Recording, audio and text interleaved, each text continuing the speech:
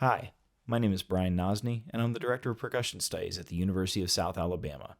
Here's just a few things to watch out for in this year's high school snare drum all-state etude.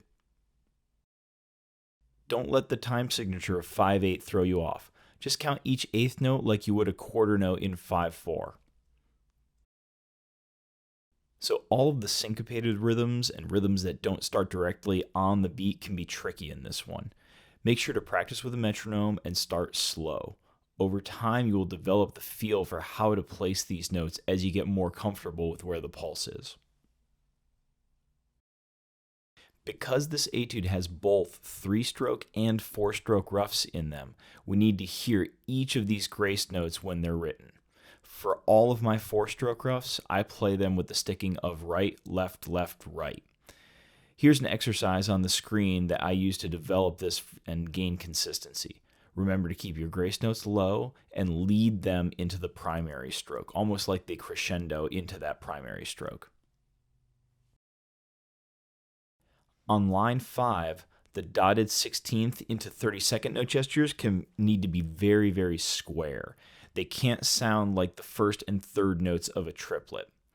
Practice going between those two types of rhythms slowly with a metronome to get an understanding of how they differ in feel, and then slowly work them up to the tempo until you're at the marked tempo.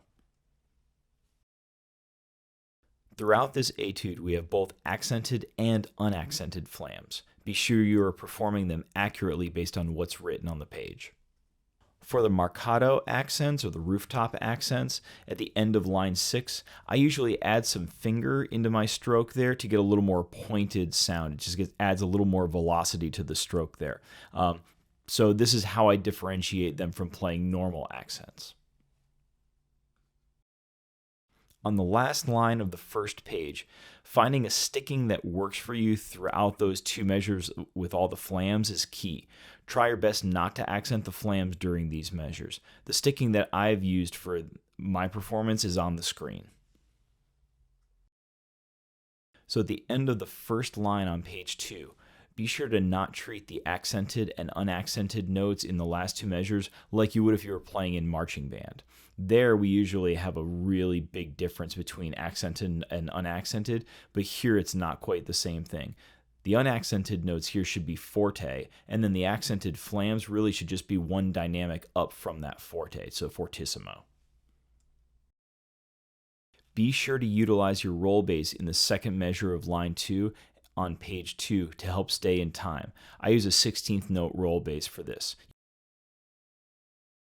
Finally, when moving to the piano dynamic for the last 4 measures, make sure to keep a hold of the stick. Many times students think that when we're playing quietly, we should hold onto the stick less, when in fact maintaining more contact with the stick at a choir dynamic makes them much, much easier because we have more control over the stick at that point. So that's it for the high school snare drum etude.